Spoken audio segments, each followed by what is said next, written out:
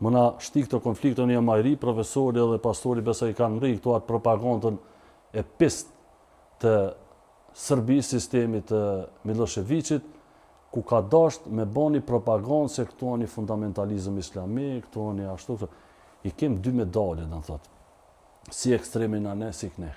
Në thotë, na nuk jem faktor që na muna mi luftu këto duke e bo një ekstrem tjetër. Na po ndërhym në punë të shtetit. Nëse ka një ekstrem i cili vërtet e rrezikon sigurinë kombëtare, e rrezikon mirëqenjen tonë apo çfarë do të qoftë ajo, janë organet e shtetit, është AKI-ja. Po nëse ne dalim edhe e bojmë një ekstrem tjetër, një medalje tjetër për luftoj këtë ekstrem, do të thotë na s'bën kurrë.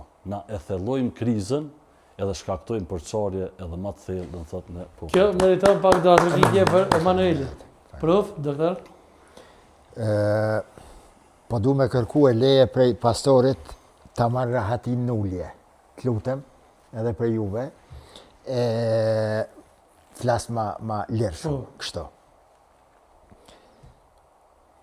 I dëgjova që të dy, Zoti nderoft dhe Zotri Emanueli, shihet se vje prej një sfondi politik. Rregullimi i fjalive për gjatë fjalës diçka shumë impresionuese. Fjalë cilat edhe une do të kisha dëshiru me e shtue një, me e qitë një rend, Kosovarqe. Falë Zotit, Sadri, falë Zotit, kjo bindja jeme e palekundër, falë Zotit, fryma ndër shqiptare që është prezente në rrjete sociale, falë Zotit, që nuk është në jetën e përditshme. Unë jam një prej, më lejoni ta quaj, targeteve, viktimave të ekstremizmave të ndryshëm fetar e jo fetar nëpërmes atakeve, e shantazheve, e linçimeve, e kërcënimeve, nëpër masa që jam detyruar disa herë me i paraqit edhe të organet përkatëse. Po, ka njerëz të cilët edhe kanë fjetë në burg disa muaj. Për shkak kërcënimeve që Për shkak të kërcënimeve disa jenë anashkalu. Falë Zotit, ajo gjuhë është e nivelit të rrjeteve sociale dhe nuk e pasqyron realitetin tonë. Ne me pastorin njihemi ma shumë se 20 vjetë. Unë e kam nder, nuk po flas kështu për shkak se jam para kamerës. Unë e kam nder kur e dëgjoj edhe flet me atë ngrohtësi, siç edhe foli Zotri Emanueli tani. Pra, kur në jetën time, a unë jam i bindur se si është shumica dërmuese e shqiptarëve, kur në jetën time mua nuk ka pengu një shqiptar katolik, protestant, ortodoks në ndonjë projekt, në ndonjë nej, e as që e kam pa ndonjë musliman, veç pse është i fejes muslimane, diçka ma superior, ma i afërt me mua, me jetën teme, në raport me një jo musliman.